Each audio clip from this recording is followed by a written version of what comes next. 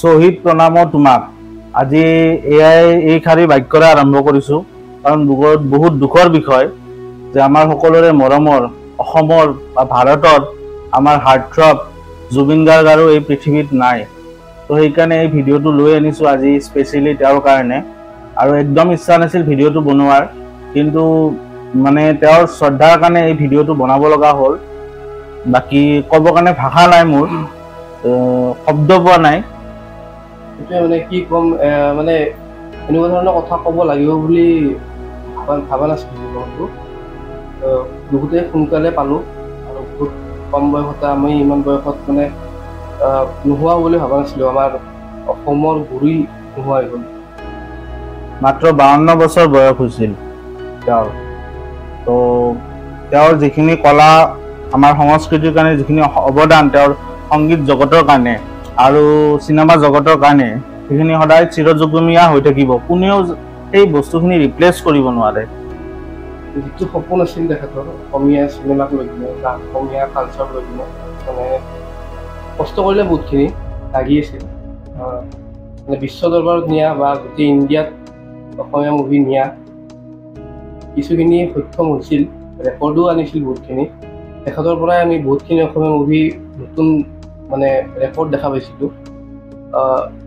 কষ্টখিনি কৰিলে ঠিকে, কিন্তু মানে পিছৰ ৰিজাল্টটো তেখেতে দেখা নাপালে। মই বিচাৰিছিলোঁ তেখেতে সেই ৰিজাল্টটো পোৱাটো, তেখেতে লৈ গ'ল।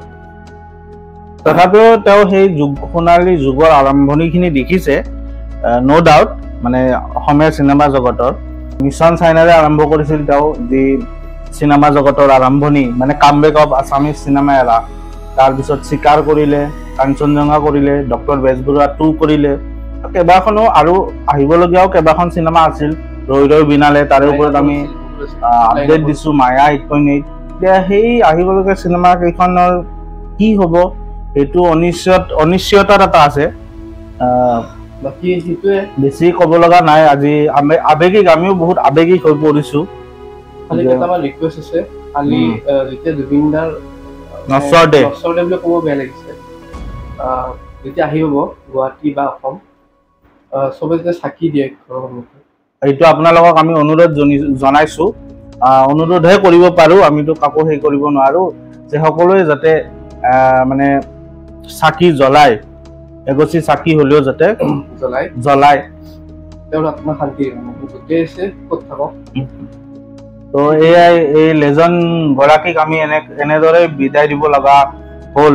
তো তেওঁ এতিয়া য'ত আছে, তেওঁৰ আত্মাই যাতে শান্তি পায়, সেয়ে আমি কামনা কৰিলোঁ।